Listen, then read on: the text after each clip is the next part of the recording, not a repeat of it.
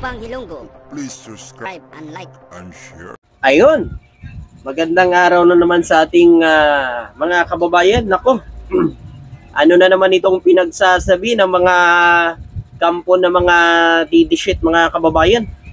Meron daw nagtatangkang igorgor si Vice President Sara Duterte. Natatandaan nyo pa po ba mga kababayan na meron pong gilit dito sa liig si Vice President Sara Duterte? So ilang araw na po ang nakalipas. Ngayon lang nagsasalita si Vice President Sara Duterte. Ilang araw na bago magsalita na meron daw nagtatangka sa kanyang maggurgur. Maggurgur, gusto sang gilitan sa liig. Pero hindi daw sila nagtagumpay ayon kay Vice President Sara Duterte. Tinanong siya kung ano ang nangyari sa liig niya. Ang sabi niya, merong maggurgur sa kanya pero hindi daw sila nagtagumpay. Ano na namang kalukuhan yan? Ano na namang strategy yan? Ano to? Paawa effect? Dahil ba pababa na ang rating? Ganito na lang ang gagawin? Sino naman magtatangka sa kanya mga kababayan? Sino ang magtatangka kay Vice President Sara Duterte na maggurgur sa kanyang liig? Sinasabi niya. Pero inyo mga kababayan, ilan ba ang security ni Vice President Sara Duterte? Mga kababayan, sa mga vlogger po ng mga DD7 na sinasabi nila na mayroong nagtangka daw kay Vice President Sara Duterte. Pwede naman natin gilitan yung liig natin, tapos sabihin natin, mayroong nagtangka sa atin na maggilit ng liig natin. Pwede naman natin kahit sino, pwede gawin yan. Ang pinagtataka lang dito mga kababayan, bakit ilang araw niya, pinalipas niya muna ang ilang araw bago sa nagsalita? Ano yun? Loading muna kung anong sasabihin o anong ipapahayag bago ka magsalita sa nangyari sa liig mo? Kasi kung ikaw mga kababayan ay ginilitan ka sa liig, siyempre talaga sasabihin mo kaagad, Vice President ka ng Pilipinas. Ilan ba ang security ni Vice President Sara Duterte mga kababayan?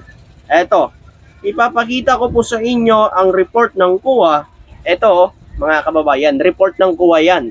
VP Sara Duterte, mayroong 433 security detail ayon sa report ng COA. Ano ito, mga kababayan? 433 na security ni Vice President Sara Duterte. Mayroon pa bang magtatangka dyan na maggurgur na sinasabi niya, maggurgur ng liig niya? Kalukuhan. Sa tingin nyo, may magtatangka pa ba? O isa lang naman ito sa mga strategy nila. Siyempre mga kababayan, pababa ang rating ngayon. Number 1 ngayon si Rapi Tulfo sa survey. Baka mamaya nung una, yung DepEd Secretary nag-resign siya. Biglaan pag-resign. Siyempre, paawa effect sa mga mamamayang Pilipino. Ngayon na naman, yung gurgur na naman, isa na naman sa mga strategy nila. Parang pinopolitika na ngayon Ba't hindi na lang kayo magkaisa kaya? Ba't hindi na lang kayo magkaisa? Tulungan na lang kayo ng ating mahal na Pangulo kung paano ninyo paunlarin ang bansa. Paano kasi, alam nyo po mga kababayan sa mga ganitong pangyayari alam nyo po kung sino talaga ang sumisira sa mga nangyayari ngayon sa kay Vice President Sara Duterte. Kaya bumabagsak ang rating ni Vice President Sara Duterte. Dahil din yan sa mga wala sang komento sa mga nangyayari dyan sa West Philippine Sea. Pero sa mga ganyang issue, sa mga ganyang pangyayari, may komento siya, lalo na kay Kibuloy. Ang lakas niya magkomento, nagtatrabaho ka lang Vice President Sara Duterte, para para magtrabaho kay Kibuloy. Samantala, hinaras, naputulan ng daliri ang ating mga kababayan dyan sa may West Philippine Sea, mga sundalo natin na nakikipaglaban para igiit lang ang karapatan natin dyan sa West Philippine Sea. May komento po ba kayo? Wala. No comment po kayo. Wala ho kaming naririnig na komento nyo na sana kahit papano magkomento din kayo kung ano ba ang maipahayag nyo sa mga ginagawa ngayon ng China. So sa pinapakita nyo ngayon Vice President, parang kayo po ay sunod-sunuran lang sa bansang China. Parang ayaw nyong masira, kung ano man pinanggalinan ng inyong ama nung panahon ninyo. Nung panahon po ng tatay ninyo. Diba? Tapos sasabihin no ng mga vlogger na meron daw nagtatangka. Parang ituturo pa si PBBM at si First Lady. O hindi nga, si Martin Romualdez. Aba, mga kababayan, huwag yung maliitin ang 433 na security ni Vice President Sara Duterte. Huwag yung ismulin yan. Napakarami yan. Imposible na may makakalapit pa dyan. Tapos sasabihin nyo, merong magtatangka. Aba, kalukuhan na yan. O mag-isip-isip tayo mga kababayan bago ho tayo maniwala. Kalukuhan na yan. 433 na security. Makakapasok pa, makakalapit pa kaya kay Vice President Sara Duterte? May maggurgur? E asa na yun, yung maggurgur? Imposible na hindi kagad nahuli.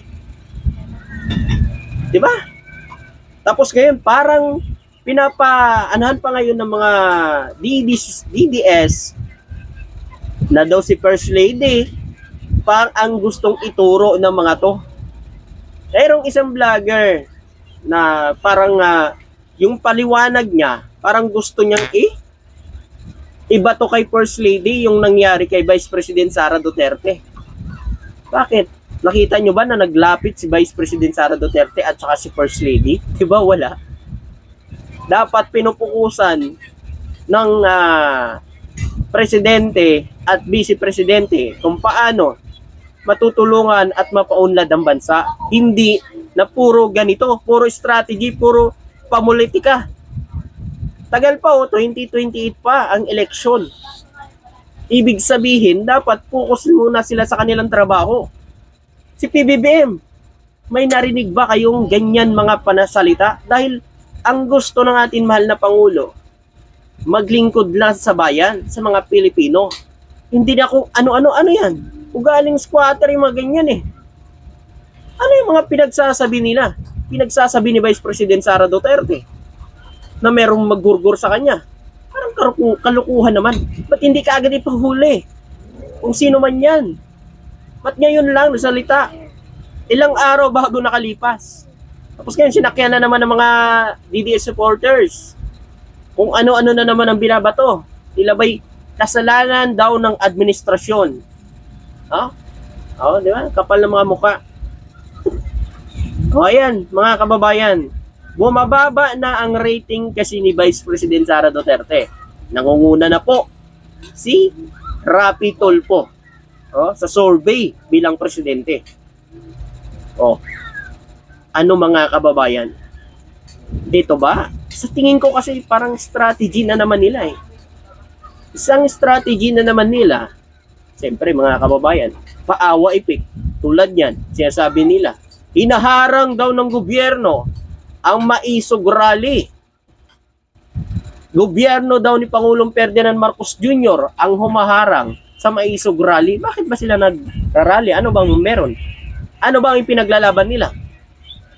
Meron bang sinabi ang ating mahal na Pangulo na tanggalin si Vice President Sara Duterte? Meron bang sinabi ang ating mahal na Pangulo na ipakulong si Pangulong Roa Duterte? Meron bang paninira na ginawa si PBBM sa kanila? Di ba wala? Wala ho kayong narinig na kung anong salita sa ating mahal na Pangulo. Ang ginagawa ngayon ni PBBM, gumagawa siya ng paraan kung paano maituloy lahat ng mga proyekto at gumawa pa ng ibang proyekto para madagdagan at umasinso naman ito ang bansa natin. Tapos sasabihin no ng iba, ano ba ang nagagawa ni PBBM sa bansa?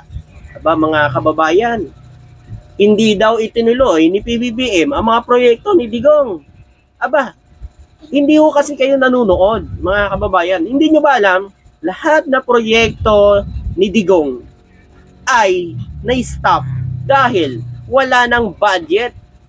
Hinanapan pa ngayon ni PBBM ng budget para maituloy lahat yan. Wala hong pinalagpas si PBBM ng mga proyekto ni Digong. Lahat yon ay itinuloy. Subalit itong mga DDS, lagi nilang pinapalabas na wala daw ginagawa si PBBM. Hindi daw itinuloy ang mga proyekto. Aba mga kababayan, puro na lang kayong puna. Pero hindi nyo naman nakikita ang ginagawa ng gobyerno. Yan ang masaklap sa mga sobra pa ito sa mga dilawan. Sobra pa sa mga dilawan ang ginagawa ngayon ng mga DDS supporters. ang mga ugali nila ay sobra pa sa dilawan. Pero hindi rin kayo magtatagumpay, sigurado yan. Siya sabi nila, meron daw people power nitong July. Titingnan natin ang sinasabi nila. No? Tapos sabihin nila, sabay-sabay na daw tayo mga Pilipino mag-rally. Aba, kalukuhan. Ano yun? Kayo lang ang bumoto? Kayo lang ang tao dito sa Pilipinas? Bakit? Magkakaiba tayo ng isip. Magkakaiba tayo ng paninindigan. Kung kayo naninindigan kayo sa mali, kami dito, kami sa tama.